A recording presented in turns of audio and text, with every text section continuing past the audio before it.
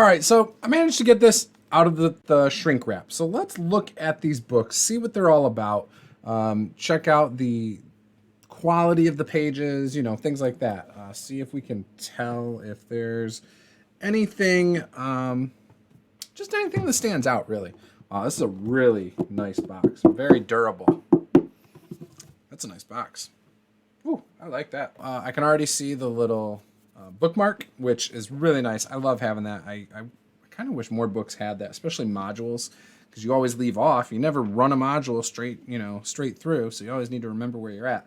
So that's very useful. Or at least include like a regular cardboard bookmark or something, you know? But anyways, I really like that.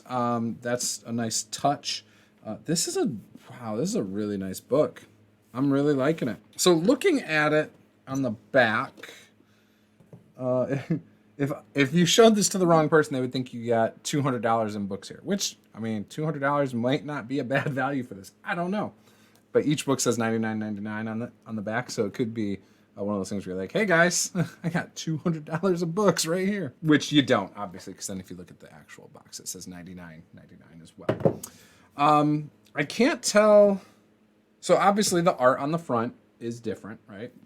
The art on the back is different. However, the write-up on the back is the exact same. So the actual text on the back is the exact same thing.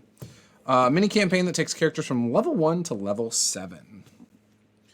So, ooh, look at the pretty art. Sorry, the green screen kind of changes it a little because there's some green in there. But yes, whew, 723 pages. How many are in each book? Oh my goodness. So this book, the first one, is 380 pages. The art in the front, like I said, was really nice. The back, actually, looks like the original covers and stuff. So, Dungeon Module T1, The Village of Hamlet by Gary Gygax. Wow, that is so cool. Yeah, The Village of Hamlet is iconic. If you've been around the D&D space for a while, you've probably heard of it. I like the text. The print quality is great. Paper quality, again, really good print quality. Grumpy Old D&D and The Trip to Hamlet. This front section, it's kind of giving you some history here. It looks like it's probably the first 41 pages. The original publication starts on 41. Let's check that out. I wonder. Oh wow, they even have sketches of like the original sketches of maps and stuff. That's so cool. That is awesome. I don't know if Goodman Games does this with their other ones. I am playing through Keep on the Borderlands right now, and that's one that I really want to buy because the Caves of Chaos are just so iconic. And yeah, I really like that module. I've played it. I've never completed it. I've played it 2 other times, so we're on our 3rd playing of it. We're still relatively early in it. We're about 5 or 6 sessions in. We just got to the Caves of Chaos a session or 2 ago. Had some encounters with kobolds. I believe we're set up to have an encounter with orcs at the moment. So really cool stuff there. Wow. Okay. So it tells you all the changes, it looks like, in here. So that is cool. Bunch of notes, scans of the original TSR publications. Look at this. They include like all sorts of like notes and stuff. This is really cool. If you're somebody who really enjoys learning about the history of like Dungeons and Dragons and stuff, you're probably going to enjoy this. Then you get into some of the text here. So this is still the original. Wow. So this, oh my goodness. So you could run it straight like the original. Okay. So it looks like maybe they listed the things they changed with the original, typos, mistakes, things like that, maybe. I don't know. That's really cool. Maps. Why is this page blank? In the original publication of The Village of Hamlet, several pages were printed blank. The booklet was perforated so the DM could pull out maps, and the opposite sides of those pull-out pages were blank. This is one such page. You will see a few other blank pages in this section of original scans. These aren't a mistake. We are reprinting the original publication exactly as it first appeared. Oh, that's cool. And they tell you on every single one of those blank pages that they do that. That's kind of fun. So you see it in its official form. Oh, here's a fold out. I think this is, I've seen this before. Yes, it is a fold out of the blue map. I saw an interview. I also watched the Goodman Games unboxing a while back.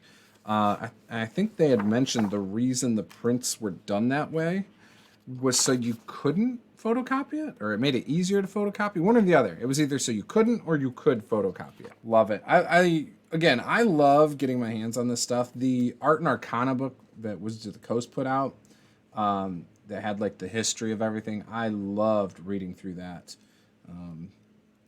And I'm big into it, Obviously, you don't create a YouTube channel around tabletop role-playing games if you don't love this stuff, right? So, yeah. This is going to be great to read. There's so much in here. Just this book right here. Holy cow. Whoa. Had to stop for the art. Have to stop for the art, guys. Look at that. That's beautiful. The maps and illustrations in here are pretty nice. There's something about this black and white style. I came up on Palladium Books and we had black and white art. That was all we had when I was playing that. So I'm a little bit nostalgic for some black and white art, especially good black and white art. Very easy to read. Text is good size. Sometimes in older printings of modules by different companies and stuff, like some of the text is fuzzy or hard to see. Sometimes it's small. Formatting's a little weird. But no, this is great. Text is actually nice and big, very clear. Like, look right here.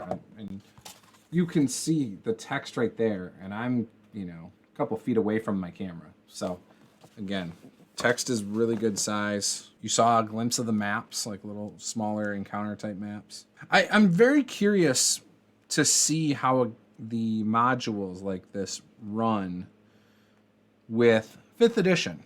I'm very curious about that. I wonder if it still has the same sense of fear, since obviously we all know 5e is a little bit more in the player's favor. Your characters are a little beefier. You're not making a 2 hit point character at first level. You know what I mean? So it'll be kind of interesting to see how that plays out. Maybe I'll have someone like Chris on in the future, do an interview on one of my RPG Talk episodes, and pick his brain and ask him how the 5e part seems to run within these old school or original adventures reincarnated. And see what he thinks. If you are somebody who has ran any of these older adventure modules, look at that. If you're someone who has run one of these older adventure modules with 5e, I'm very curious what you think of it. Did it feel more lethal than, especially if you've played the older version as well? Look at that. That's sick. Sick. That's just dungeon level 1, guys. This is a mega dungeon. The tables are amazing. Another D100 table. So if you like tables, you like some randomness in your dungeons, you're going to get that here. So great. Love it. This is one of the coolest like adventure modules I have, I think. This is going to be awesome. Next year, we might be looking to get some people to play this. I'm just going to say. Throwing that out there. We might be lining that up. It's ready-to-play characters.